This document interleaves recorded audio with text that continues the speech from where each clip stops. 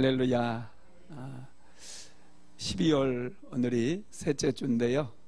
성탄 주일이, 성탄절이 포함되어 있는 주간입니다. 성탄의 주간에 오신 저와 여러분들 하나님께서 넘치는 복으로 채워주실 줄로 믿습니다. 오늘 말씀의 제목은 환경을 따라 살지 말고 믿음을 붙잡고 살자, 이런 말씀입니다. 하나님의 백성들에게 있어서 가장 소중한 게 믿음이죠. 하나님의 백성들은 믿음을 따라 살아야 됩니다. 다이아몬드 가치를 결정하는 것이 4개가 있어요. 첫 번째가 투명도입니다. 얼마나 색깔이 투명하고 신비로운가에 따라서 가치가 달라져요. 두 번째가 무게입니다. 무게가 나가야 돼요. 똑같은 크기라 할지라도 더 무거운 것이 가치가 있습니다. 세 번째로는 색깔입니다. 이 다이아몬드는 무색 같은데 색깔이 있어요. 햇빛에 비추면은 아주 신비로운 색깔이 있는데 이 색깔이 얼마나 맑은가, 밝은가. 그리고 모양입니다. 다이아몬드를 얼마나 정교하게 이렇게 만들었느냐, 다듬었느냐, 여기에 따라서 다이아몬드의 가치가 결정된다고 그래요. 그러면 여러분, 사람의 가치는 무엇에 의해서 평가가 될까요?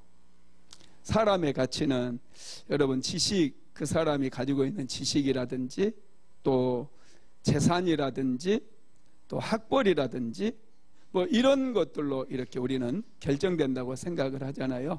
그런데 좀 더 깊이 들어가면은 사람의 가치는 그 사람이 가지는 성품이, 성품과 가치관이라든지 또 그분이 그동안 살면서 갖고 온 인격에 의해서, 교양에 의해서 그 사람의 가치가 결정이 된다라는 것이죠. 그러면 여러분, 우리 믿음의 사람들, 우리 그리스도인들의 가치는 어디에서 결정이 될까요? 그게 바로 믿음입니다. 우리 그리스도인들에게 있어서 가장 소중한 덕목이 있다면 그것은 믿음이라는 거예요. 하나님께서 우리를 보실 때 다른 거 보지 않아요. 심지어는 인격도 별로 보지 않습니다. 하나님께서 우리의 기질도 보지 않아요. 성품도 중요합니다. 성품을 통해서 하나님께서 복을 주시기 때문에 중요하지만 그것보다 중요한 게 우리의 믿음입니다. 하나님께서는 언제나 우리의 믿음을 보시고 그 믿음을 통해서 기적을 일으켜 주신다는 거예요. 한번 읽어봅시다. 로마서 1장 17절 말씀입니다. 복음에는 하나님의 의가 나타나서 믿음으로 믿음에 이르게 하나니 기록된 바 오직 의인은 믿음으로 말미암아 살리라 함과 같으니라. 오직 의인은 그리스도인들, 예수 믿고 거듭난 하나님의 백성들을 얘기합니다. 오직 믿음의 백성들은, 그리스도인들은 믿음으로 말미암아 살리라 그랬어요. 여러분, 우리에게는 많은 인지 능력들이 있죠. 많은 인지 능력이 있어요. 지성도 있고 감성도 있고 영성도 있어요. 그런데 여러분, 우리가 무엇으로 하나님을 인지할 수 있느냐 하면 믿음으로만 하나님을 인지할 수가 있어요. 믿음이 없으면 우리는 하나님을 절대로 찾을 수도 없고 만날 수도 없고 인지할 수가 없습니다. 하나님께서는 저와 여러분에게 믿음을 주심으로 하나님을 인지하게 하고 하나님을 만나게 하고 하나님을 믿게 하고 하나님의 음성도 들을 수 있도록 은총을 베풀어 주신 줄 믿으시기 바랍니다. 그래서 여러분, 우리의 믿음이 중요하다 보니까 마귀가 우리 그리스도인들을 공격할 때 믿음을 공격합니다. 우리의 믿음을 떨어뜨리고 믿음을 빼앗아가기 위해서 마귀는 환경을 흔들어 버려요. 저와 여러분이 소속해 있는 이 환경을 막 흔들어 댑니다. 때로는 질병에 빠뜨리기도 하고 망하게도 만들고 물질을 다 빼앗아 가버리기도 하고 환경을 자꾸 힘들게 해가지고 결국 우리에게서 빼앗아가기를 원하는 것이 믿음이라는 거예요. 그런데 우리가 모든 환경이 흔들리고 모든 것을 빼앗긴다 할지라도 이 믿음만 붙잡고 믿음만 지킨다면 우리는 반드시 승리하는 줄을 믿게 되기를 주님의 이름으로 축복합니다. 그래서 여러분, 우리가 환경을 따라 살게 되면 항상 흔들려 버려요. 환경을 따라 살다 보면 하나님이 보이지 않아요. 실망하고 그래서 하나님을 떠나버릴 수밖에 없습니다. 그런데 환경을 따라 살지 않고 하나님을 붙잡게 되면 하나님께서 보입니다. 그래서 마침내 승리할 수가 있는 거예요. 코로나 바이러스 때문에 다시금 거리두기 단계가 또 올라가고 있어요. 여러분, 마귀는 자꾸 환경을 흔들어 버립니다. 우리로 하여금 믿음을 빼앗기게 만들기 위해서, 우리의 믿음을 빼앗아가기 위해서 자꾸 두려움을 심어다 주고 자꾸 환경을 흔든다라는 거예요. 이러한 때일수록 우리가 하나님을 바라보고 하나님을 붙잡으면 마침내 승리하는 줄 믿으시기 바랍니다. 하나님은 우리의 믿음을 보시거든요. 여러분, 예수님께서 베드로를 위해서 기도했어요. 왜냐하면 마귀는 베드로가 예수님을 부인하고 배반할 수밖에 없는 그 환경으로 집어넣어 버렸어요. 그래서 베드로는 예수님을 모른다고 3번이나 부인을 해버립니다. 그래서 예수님께서 하셨던 일이 뭐냐 하면은 베드로의 믿음이 떨어지지 않기를 기도했다고 그랬어요. 누가복음 22장 31절에서 32절 말씀 같이 읽어봅니다. 시몬아 시몬아, 보라, 사탄이 너희를 밀가부로 하려고 요구하였으나 그러나 내가 너를 위하여 내 믿음이 떨어지지 않기를 기도하였노니 너는 돌이킨 후에 내 형제를 굳게 하라. 아멘. 하나님께서는 베드로의 믿음이 떨어지지 않게 붙들어 주신 거예요. 마귀는 베드로의 믿음을 빼앗아가기 위해서 예수님을 3번이나 부인할 수밖에 없는 그런 환경 속에 집어넣어 버렸어요. 그런데 예수님께서는 베드로의 믿음을 지키기 위해서, 베드로를 위해서 중보기도 함으로 인해서 베드로는 결국 예수님을 부인했지만 다시금 회복될 수 있었고 생명을 바쳐서 복음을 전하는 위대한 사도가 될 수 있었다는 거예요. 구약 성경에 보면 욥이라고 하는 사람이 나옵니다. 마귀는 욥을 싫어했어요.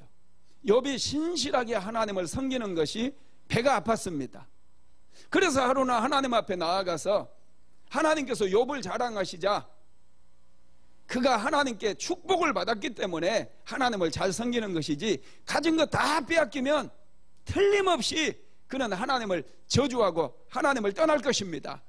그렇게 얘기를 하죠. 그랬더니 하나님께서 좋다, 그러면 그의 생명에만 손대지 말고 네가 마음껏 한번 도적질해 가봐라. 그래서 마귀는 욥의 환경을 흔들어 버립니다. 하루아침에 그렇게 많던 재산을 적들이 와서 다 빼앗아 갔어요. 집이 무너져 가지고 자녀들이 다 죽어버렸어요. 욥이 가진 모든 것을 마귀는 하루아침에 빼앗아가 버립니다. 그럼에도 불구하고 마귀가 빼앗아가지 못했던 거 한 가지가 있습니다. 그게 바로 믿음이었다는 사실입니다. 욥은 믿음을 지켰어요. 이 믿음만을 붙잡았어요. 그랬더니 결국에는 어떻게 됩니까? 마귀가 빼앗아갔던 모든 것들 하나님께서는 갑절로 축복 주셔서 회복시켜 주셨다는 것을 믿으시기를 바랍니다. 여러분, 마귀는 우리에게서 믿음을 빼앗아가기 위해서 얼마나 애를 많이 쓰는지 몰라요. 그런데 하나님께서는 우리의 믿음을 보신다는 거예요. 우리가 끝까지 믿음을 지키는 그 모습을 보신다는 거 믿으시길 바랍니다. 그래서 우리는 이 믿음을 지켜야 될 뿐만 아니라 이 믿음을 성장시켜야 돼요. 이제 2021년 한 주밖에 남지 않았습니다.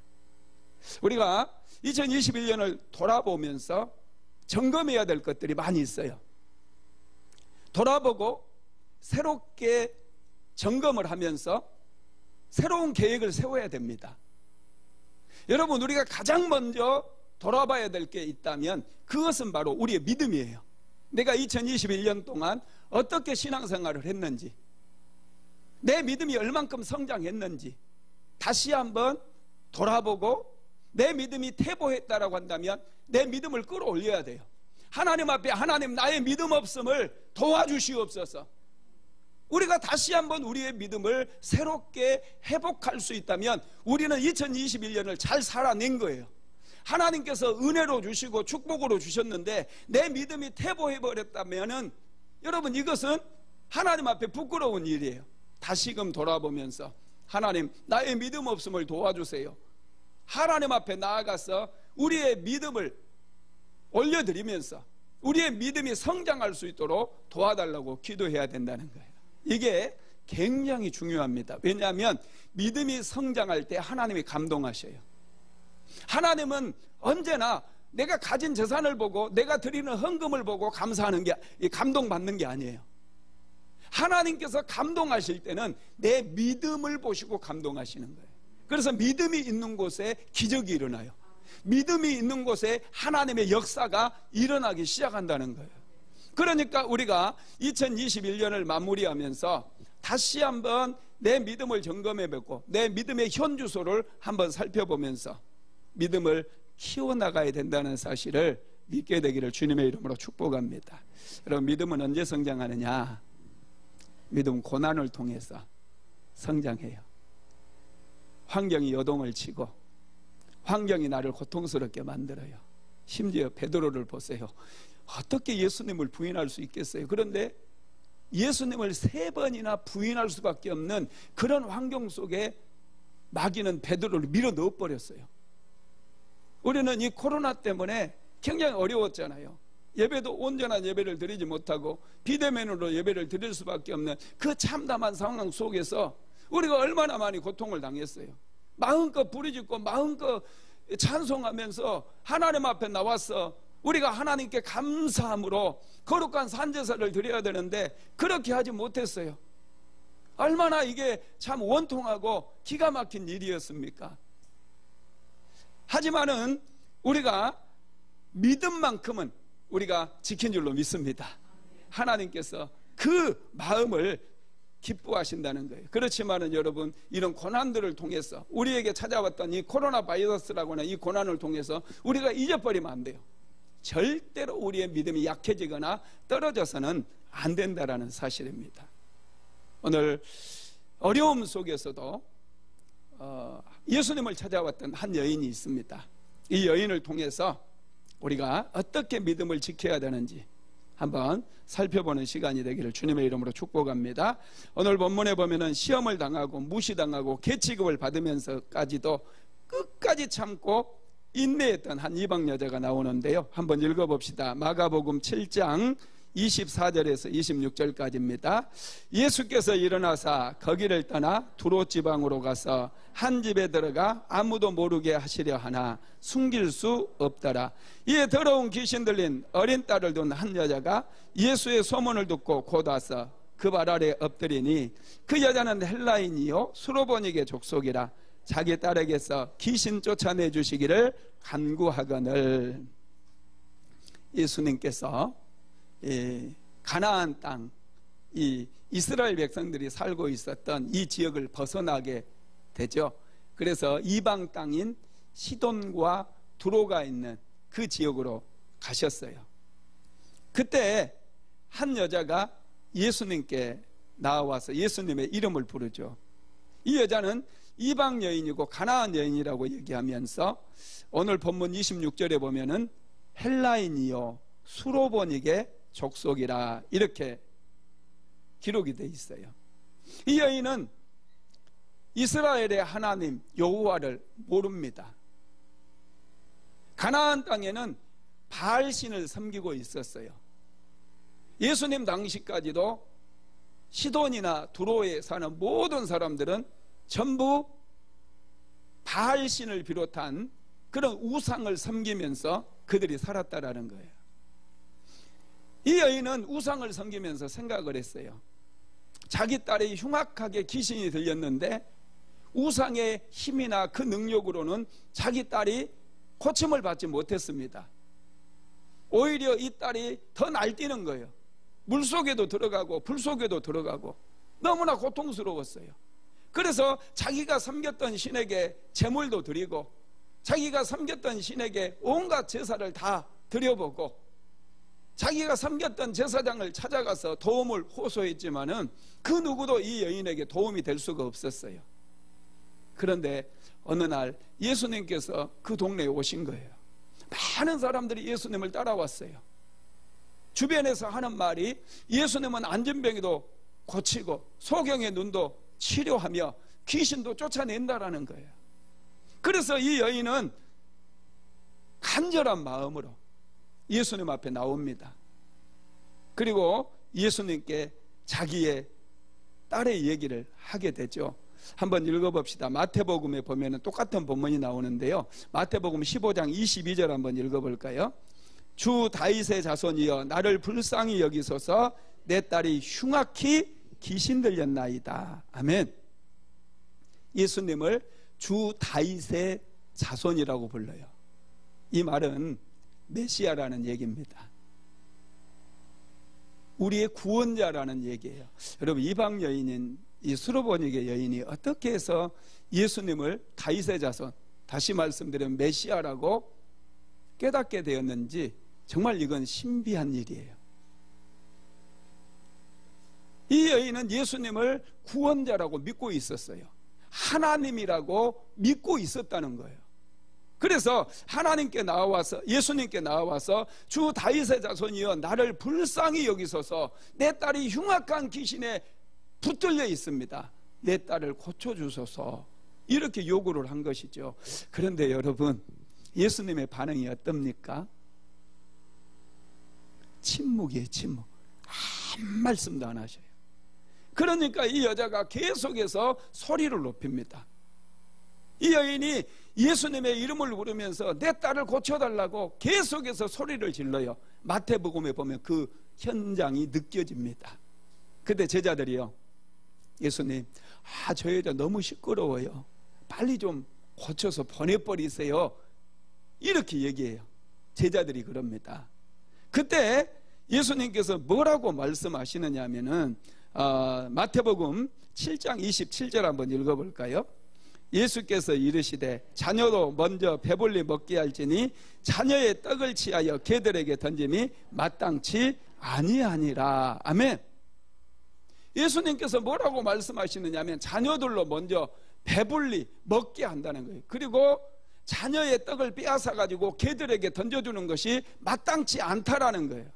이 여인은 주여 나를 도와주소서, 내 딸이 흉악한 귀신에 들려있는데 빨리 좀 내 딸을 좀 고쳐주소서, 이렇게 요구하고 있잖아요. 그리고 제자들 역시도 빨리 이 여자가 너무 시끄럽게 하니까 이 여자 문제 좀 해결해서 빨리 돌아가게 해주세요, 그렇게 요구를 했어요. 그런데도 예수님께서는 뭐라고 말씀하시느냐, 자녀의 떡을 취해서 개들에게 던짐이 마땅치 아니하다, 이렇게 말씀하셨다는 거예요. 여러분, 이 스로보니게 여인 입장에서 한번 생각해 보면 굉장히 기분 나빠요.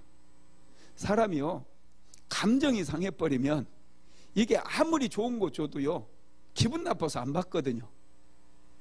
사람을, 여러분, 감정을 상하게 하면 안 돼요. 인생 살아가면서 정말 다른 건 괜찮아요. 좀 이해가 안 되고 그러면 또 설명해주고 오해가 있고 그러면 설득하면 되거든요.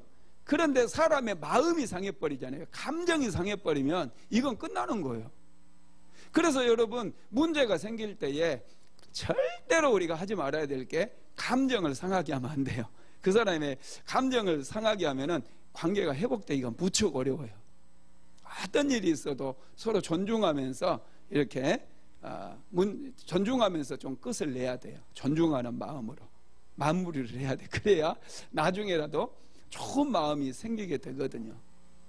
그런데 예수님께서는 이 여자의 감정을 건드려 버린 거예요. 자녀의 떡을 취해서 개들에게 던짐이 마땅치 아니하다는 거예요. 이 여인을 개라는 거예요. 개. 너 같은 개에게는 줄 수가 없다, 이렇게 거절을 해버린 거예요. 딱 잘라서 개들에게는 줄 수 없다. 이 여자를 개로 신분을 추락시킬 뿐만 아니라 거절을 해버렸어요. 안 돼, 안 줘, 이렇게 거절을 해버린 거예요. 이러면 보통 사람들은 감정이 확 상했거든요. 그러면 아이고 그래 네 잘났다, 너 어떻게 되는가 두고 보자. 그래, 아이고 좀 올려줬더니 네가 그래 놓고도 다윗의 자손이냐? 막 이러면서 여러분 돌아가 버리거든요. 감정 상하면 이거 거침없어요. 사람들이 막 쏟아내 버려요. 그런데 이 여인은 그렇게 얘기하지 않아요. 이 여인은 자신을 개라고 인정을 합니다. 개라도 주인의 상에서 떨어지는 부스러기를 먹습니다. 그렇게 대답을 해요. 한번 읽어봅시다. 마가복음 7장 28절입니다.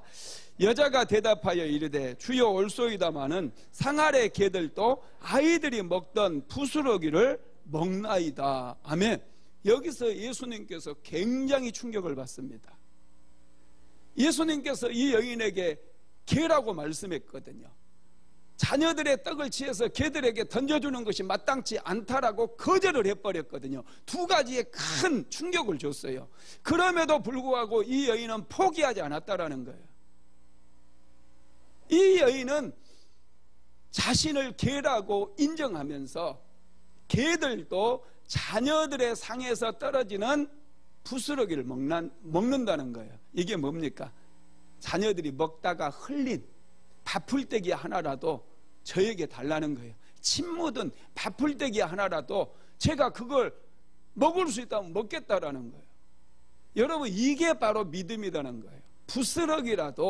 부스러기라도 달라라고 끈질기게 매달리는 이 여인이 여러분 믿음을 보여준 거예요.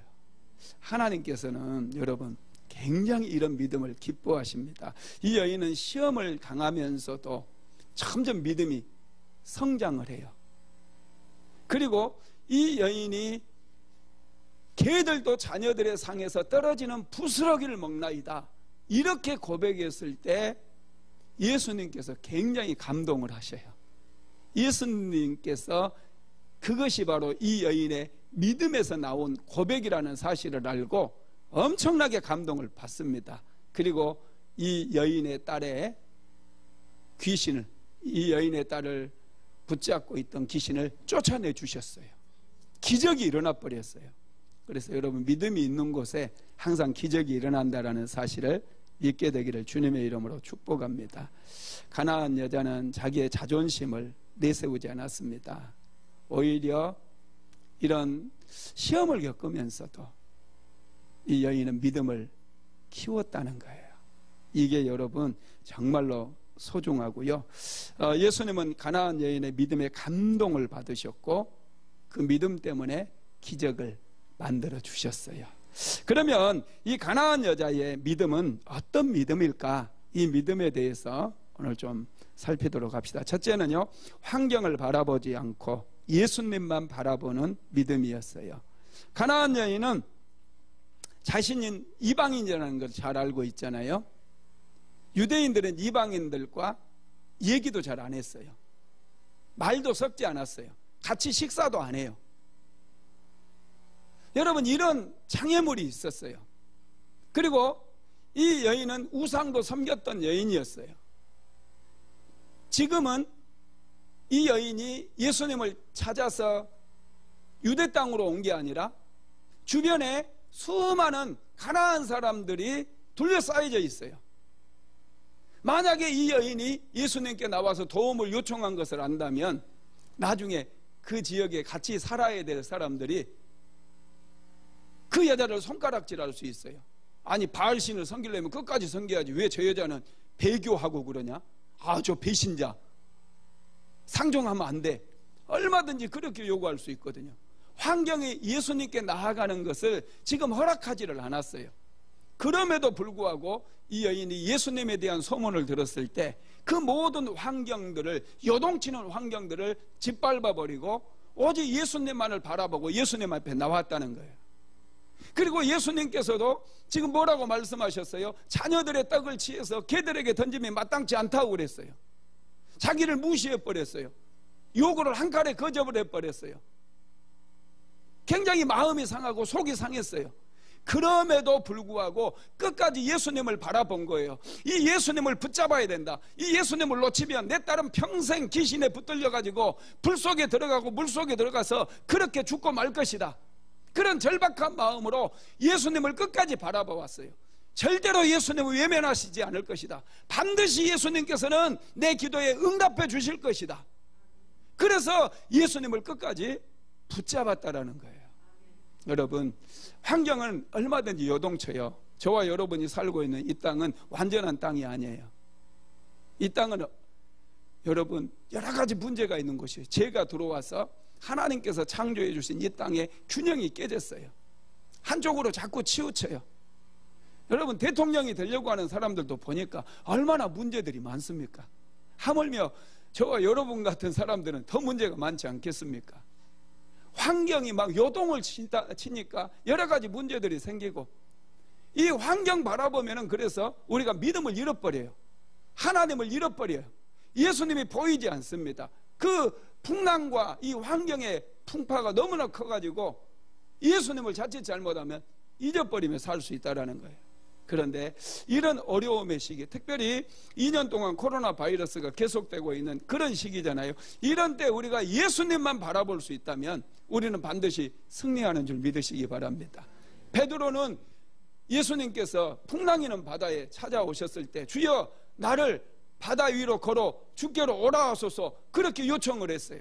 그리고 예수님께서 오라 그랬을 때 그는 풍랑이는 바다를 밟고 예수님께로 나아갔어요. 그런데 갑자기 더 큰 풍랑이 일어났을 때 그 풍랑을 바라보는 순간 베드로는 풍랑 속으로 빠져들어갑니다. 그때 예수님께서 주여 나를 도우소서 할 때 손을 잡아서 일으켜 다시 꺼내 주시잖아요.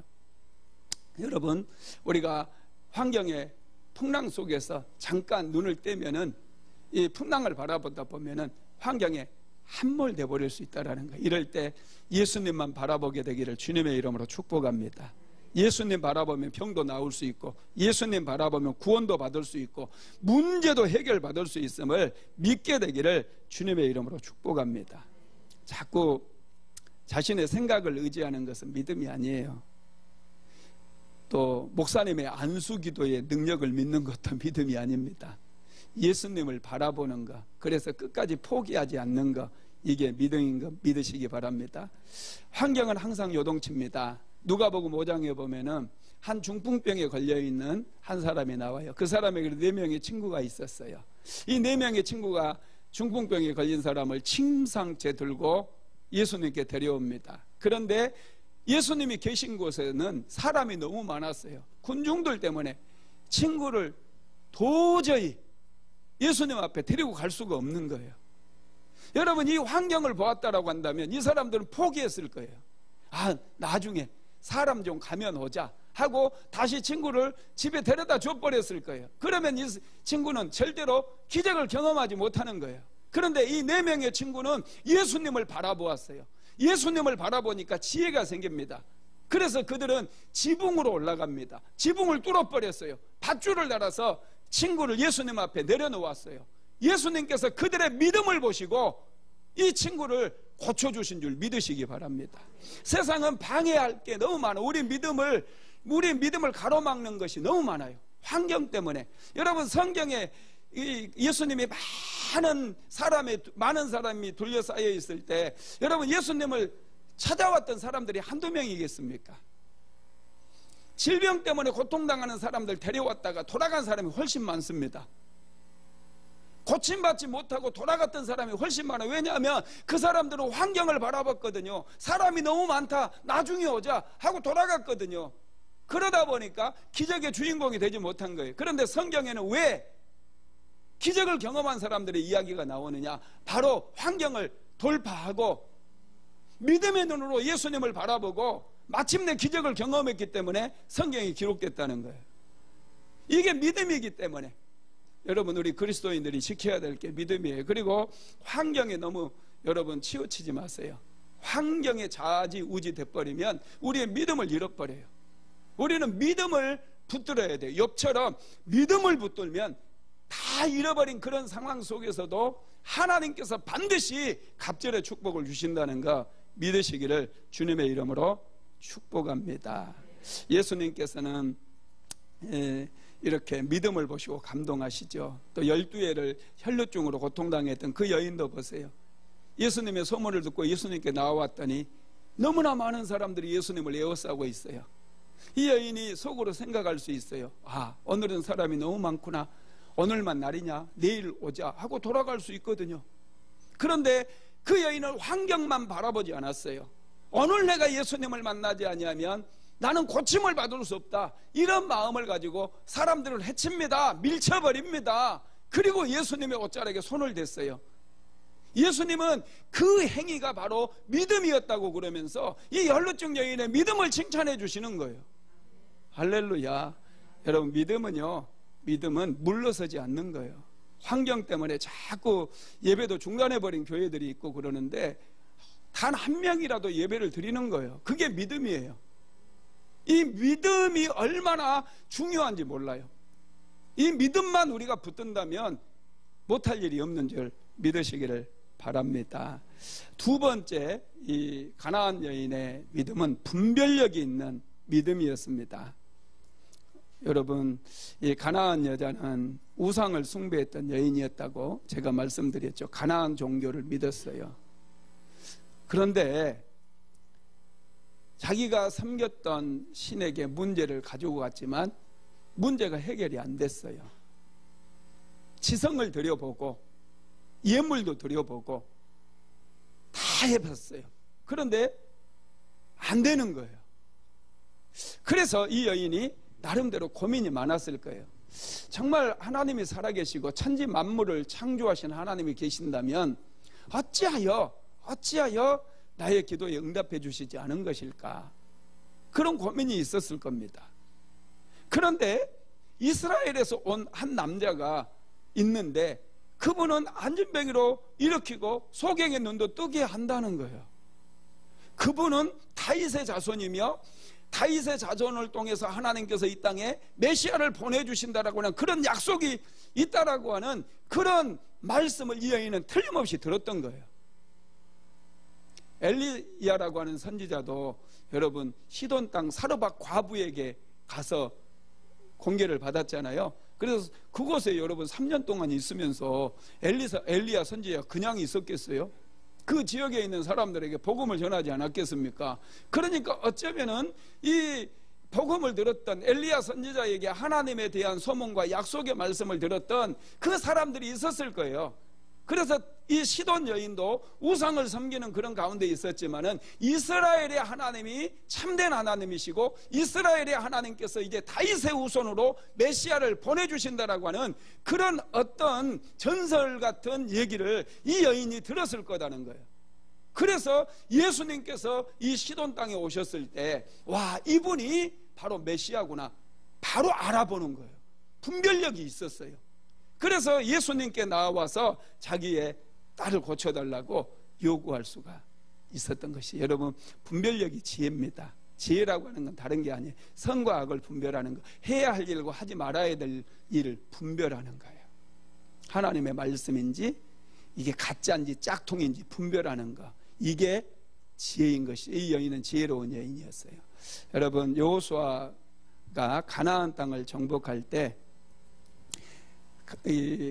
여리고성을 이제 점령하기 위해서 먼저 2명의 정탐꾼을 보내요. 여호수아가. 모세는 12명의 정탐꾼 보냈는데 여호수아는 이제 여리고성을 점령하기 위해서 2명의 정탐꾼을 먼저 보냅니다. 그런데 이 여리고성 사람들이 얼마나 철통같이 수비를 했던지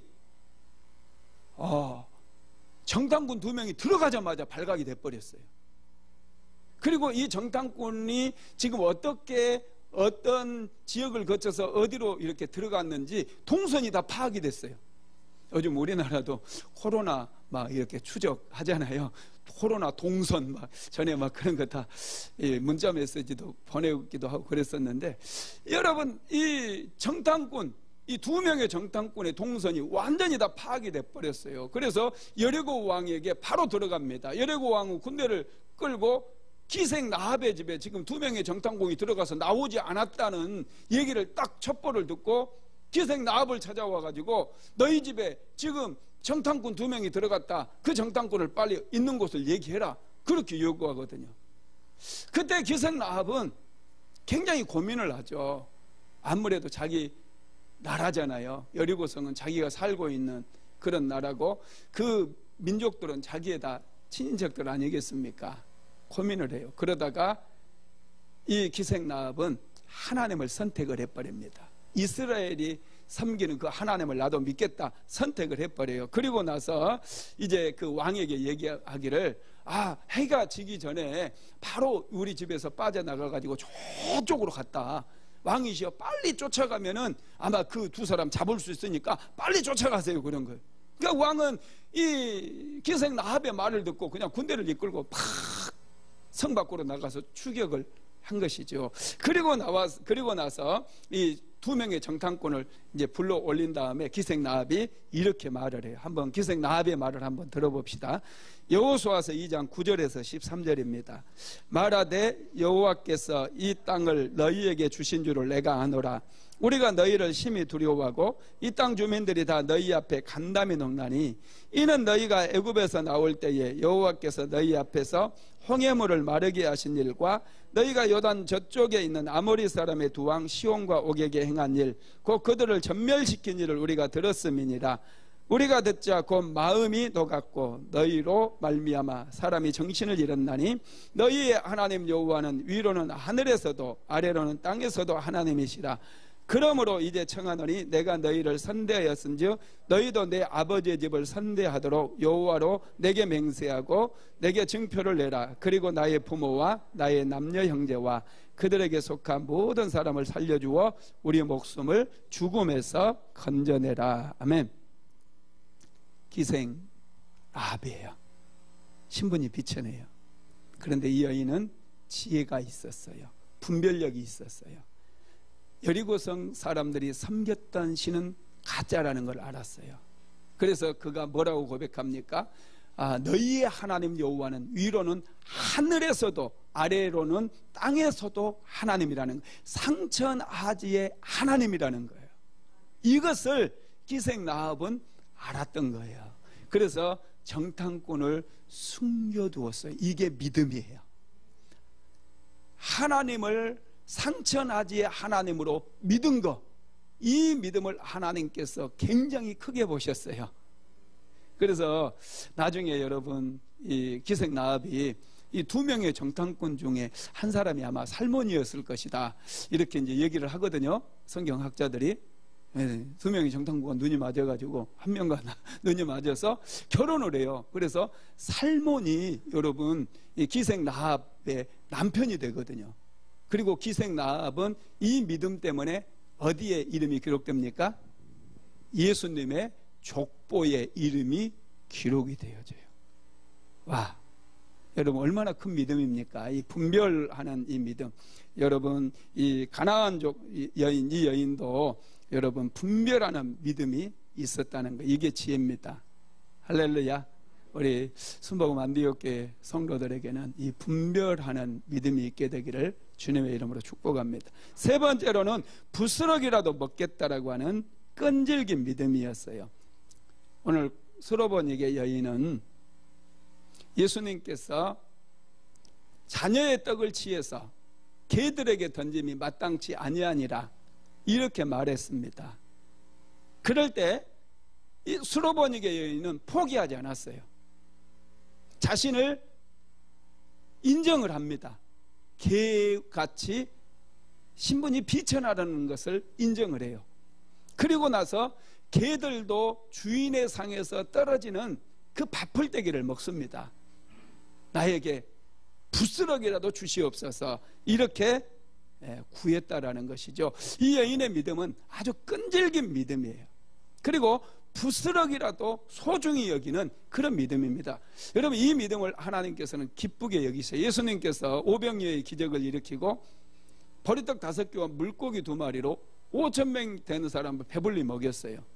그리고 어떻게 했어요? 부스러기를 다 거두어서 12광주리에 거두었어요. 그 부스러기 누가 먹었을까요? 모르겠죠. 예수님과 제자들이 먹었어요. 할렐루야. 하나님이 먹었다는 거예요. 놀라운 거예요. 아니다고요? 봤어요? 믿으면 되는 거예요. 여러분 이 부스러기를 예수님이 드셨더라고요. 제가 이 묵상을 해보니까 예수님이 드신 거예요. 와, 이 여인이 그 비밀을 안 거예요. 이 여인이 정말 대단한 믿음이에요. 저와 여러분도 부스러기라도, 하나님 부스러기면 어떻습니까? 자녀들이 먹다가 흘린 밥풀떼기 하나님은 어떻습니까? 그런 은혜라도 나에게 주십시오. 여러분, 이렇게 구해야 된다는 거예요. 이렇게 구하는 사람들에게 하나님께서 그것을 믿음으로 보시고 그런 사람에게 복을 주신다는 거예요. 룻기, 구약 성경에 보면 룻기서가 나오죠. 룻기서에 보면 모압 여인 룻이 나와요. 룻이 주인공이니까. 여러분, 나오미라고 하는 한 여인이 나오는데, 베들레헴에 흉년이 들어가지고 이 나오미의 가정이, 나오미의 남편이 엘리멜렉이거든요. 엘리멜렉, 그 다음에 말룡과 기론이라고 하는 두 아들도 있었어요. 이 기근을 피해가지고 전 재산을 다 팔아서 이제 모압 땅으로 이사를 가게 됩니다. 그리고 모압 땅에서 이제 이 두 아들을, 장가를 보내요. 며느리가 들어왔어요. 룻이라고 하는 며느리와 오르바라고 하는 며느리. 잘 살았습니다. 그런데 얼마 안 가서 갑자기 엘리멜렉이 엘 하면서 죽고, 말년이 말 하면서 죽고, 기련이 기 하면서 죽는 거예요. 딱 죽어버렸어요. 다 죽어버렸어요. 그래가지고 3명의 과부만 남습니다. 세 과부집. 여러분 혹시 들어보셨어요? 룻기서에 보면 세 과부집이 나와요. 이 3명의 과부가 살다 보니까 나오미가 너무 좀 마음이 아팠던 것 같아요. 며느리들 보면은 너무 마음이 아파가지고 이게 안 되겠는 거예요. 그래서 이제 20년 동안 살면서 다 털어먹고 이제 며느리들을 부릅니다. 얘들아, 너희 집으로 돌아가라. 너희 친정집으로 돌아가서 새로운 남자 만나가지고 아주 행복하게 잘 살아라.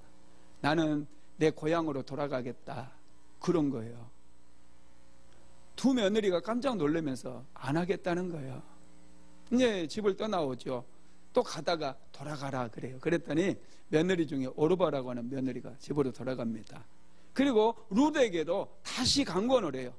내 친정집으로 돌아가서 이제 너는 아직 젊지 않느냐, 새로운 남자 만나야 되지 않겠느냐, 다 따라와 봐라. 너 소망이 없다. 남편도 못 만난다. 혼자 외롭게 갑으로 살다 죽어야 된다. 막 그러면서 돌아가라고 그래도요, 룻이 안 돌아가요. 도대체 왜 룻이 안 돌아갈까요? 룻이 나오미의 집에 시집을 와가지고 나오미가 섬겼던 하나님을 알게 된 거예요. 나오미가 섬겼던 그 하나님을 믿게 된 거예요. 비록 모압 땅에서 자기의 남편도 죽었고, 나오미가 그의 남편 죽었고 두 아들도 죽었잖아요. 그럼에도 불구하고 여호와 하나님을 섬기는 그 모습을 보고 그 하나님께 소망이 있다는 사실을 룻이 안 거예요. 그래서 뭐라고 고백하느냐 하면, 너 떠나가라고 하는 룻에게, 그 나오미에게 이제 룻이 말하는데요. 룻기서 1장 16절 한번 읽어봅시다. 룻이 가로되 나로 어머니를 떠나며 어머니를 따르지 말고 돌아가라 강권하지 마옵소서. 어머니께서 가시는 곳에 나도 가며 어머니께서 유수 가는 곳에 나도 유수 가겠나이다. 어머니의 백성이 나의 백성이 되고 어머니의 하나님이 나의 하나님이 되시리니. 아멘. 마지막에 이 해답이 나와요. 다른 건 다 수식어구예요. 어머니의 하나님이 나의 하나님이 되었다는 거예요. 나는 그 하나님, 모압 땅에 있으면 그 하나님을 잃어버리기 때문에 나의 영혼도 잃어버릴 수밖에 없고 내 인생이 다 망할 수밖에 없다는 거예요. 그래서 어머니 때문이기는 하지만은 그 하나님을 나는 붙잡고 싶다는 거예요. 그 하나님을 믿고 싶다는 거예요. 그 하나님께 인생을 걸고 싶다는 거예요. 그래서 어머니의 하나님이 나의 하나님이라는 거예요. 그래서 여러분, 룻은 끈질기게 붙잡아서 베들레헴으로 돌아오게 됩니다.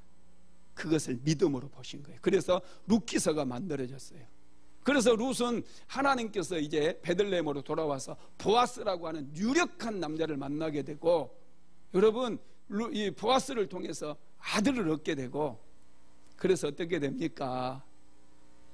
예수님의 족보에 또 들어가요. 할렐루야. 이방인들이, 기생 라합도 이방인이었어요. 룻도 모압 여인이었어요. 그런데 예수님의 족보에 그의 이름이 올라가게 되었다라는 것입니다. 여러분, 그렇습니다. 이게 여러분 믿음인 거예요. 이게 믿음. 이게 믿음이에요. 끈질기게 포기하지 않는 것. 환경이 요동친다 할지라도, 환경이 내가 생각하는 대로, 내가 바라보고 내가 꿈꾸는 대로 이루어지지 않는다 할지라도 환경 바라보지 말고, 환경 따라가지 말고 예수님만 바라보는 것, 이게 믿음이라는 사실을 믿게 되기를 주님의 이름으로 축복합니다. 이 가이드 포스트라고 하는 유명한 잡지가 있습니다. 전 세계적으로 아주 많이 팔리는 잡지인데요, 이 잡지 2001년 1월호에 한국 도자기를 지금 운영하고 있는 김동수 회장 이야기가 나와 있더라고요. 김동수 회장이 그 아버지로부터 한국 도자기를 물려받았었는데 완전히 빚만 엄청나게 많았대요. 처음에 이제 경영을 하면서도 이 빚이 점점 늘어나가지고 매출액의 40%를 이자로 줬대요. 그러니 회사가 돌아갈 수 있겠습니까? 완전히 망할 수밖에 없는 거예요. 그래서 이제 막판까지 이르러서 부도 일보 직전까지 이르러가지고 이분이 하나님을 믿게 되고 하나님께 기도하기 시작해요. 이분이 이제 절망의 순간에 하나님을 바라보면서 하나님의 말씀을 붙잡는데, 그때 이제 하나님께서 목사님 설교를 통해서 주신 레마의 말씀이 빌립보서 4장 13절입니다. 내게 능력 주시는 자 안에서 내가 모든 것을 할 수 있느니라. 이 말씀이에요. 이 말씀을 하루에도 수백 번씩 수만 번씩 이렇게 읊조리면서 하나님께, 하나님 나를 도와주세요, 하나님 환경의 파고를 넘어서 살아서 역사하시는 하나님의 기적을 경험하게 해주세요, 간절히 기도했어요. 그랬더니 하나님께서 은혜를 주셔가지고요, 빚 다 갚게 만들었대요. 그리고 여러분, 이 한국 도자기가 세계 5대 도자기 메이커가 되고요, 특별히 본차이나 분야에서는 세계 3위까지 올라가게 만들었다는 거예요. 야, 기도하니까 환경 너머에 계신 예수님을 바라보면서 기도했더니 마침내 승리하게 된 것이죠. 말씀을 마무리하겠습니다. 믿음은 끝까지 포기하지 않는 것입니다. 가나안 여인은 끝까지 포기하지 않았기 때문에 문제를 해결받았고 그에 따른 고침을 받았고 귀신이 떠나가게 되었어요. 그래서 존귀함을 회복했습니다. 믿음을 끝까지 지키는 사람은 마지막에 존귀함을 회복하게 된다라는 것이죠. 여러분, 우리가 2022년에도 여러 가지 또 문제들이 찾아올 수 있어요. 환경이 여러 번 요동칠 수 있어요. 그러나 이런 환경의 요동함과 상관없이 우리가 환경 너머에 계시는 예수님을 바라보고 예수님을 믿음으로 붙잡기만 하면 우리는 이런 환경들을 반드시 이겨낼 뿐만 아니라 반드시 승리하고 2022년도에 더 큰 축복을 받게 될 줄로 믿습니다. 떡이 아니면 어떻습니까? 부스러기라도 하나님 자녀의 입에서 먹다가 흘린 그 밥풀떼기라도 하나님 나에게 주시옵소서. 이것을 생각하고 우리가 끈질기게 기도한다면 우리 모든 성도들은 반드시 승리하고 2022년도는 최고, 여러분들의 살아생전 최고의 한 해가 될 줄로 믿습니다.